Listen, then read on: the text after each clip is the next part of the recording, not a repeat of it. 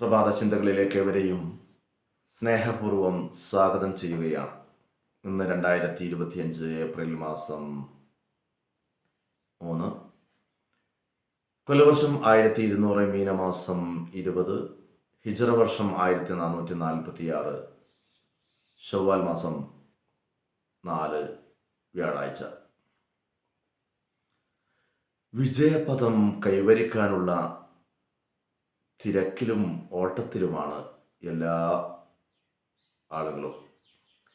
എങ്ങനെയെങ്കിലും വിജയിക്കണമെന്നാണ് എല്ലാവരുടെയും ആഗ്രഹം.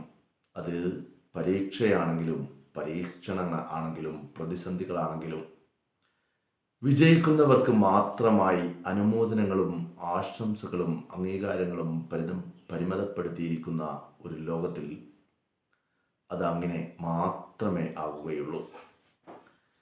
എന്നാൽ ജയത്തേക്കാൾ ബഹുമാനിക്കപ്പെടേണ്ട ചില പരാജയങ്ങളും ജയിച്ചവരെക്കാൾ ചേർത്ത് നിർത്തേണ്ട ചില തോറ്റവരുമുണ്ടെന്ന യാഥാർത്ഥ്യം നാം വിസ്മരിക്കരുത്.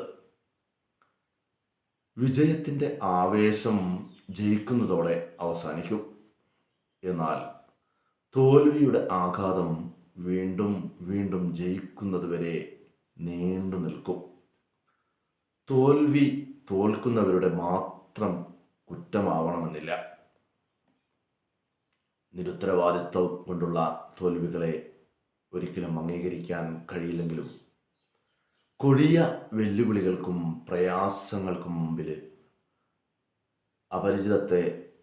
അപരിചിതത്വ മൂലം ഉണ്ടാവുന്ന പരാജയങ്ങളെ അവ അർഹിക്കുന്ന രീതിയിൽ ബഹുമാനത്തോടെ വേണം നോക്കിക്കാണാൻ. എല്ലാവരും തോൽക്കുന്നത് കഴിവുകേട് കൊണ്ട് ആവണമെന്നില്ല. ചിലർ തോറ്റു കൊടുക്കുന്നതാണ്. തങ്ങളെക്കാൾ അർഹതപ്പെട്ടുള്ളവർ എന്നവർ കരുതുന്നവർ ജയിക്കുന്നത് കാണാൻ വേണ്ടി. മറ്റുള്ളവരെ തോൽപ്പിക്കുന്നത് മാത്രമാണ് വിജയമെന്ന് പഠിപ്പിക്കുന്ന ഒരു ലോകത്ത് സ്വയം തോറ്റുകൊടുത്തും മറ്റുള്ളവരെ ജയിക്കാൻ അനുവദിച്ചും തോൽവി വരിക്കുന്നവർ ജയിച്ചവരെക്കാൾ എത്ര വലിയ വിജയികളാണ്. പ്രഭാത ചിന്തകൾ നാളെ കാലത്ത് കേൾക്കാം. ഏവർക്കും നന്മ നിറഞ്ഞ ഒരു ദിനം ആശംസിക്കുന്നു.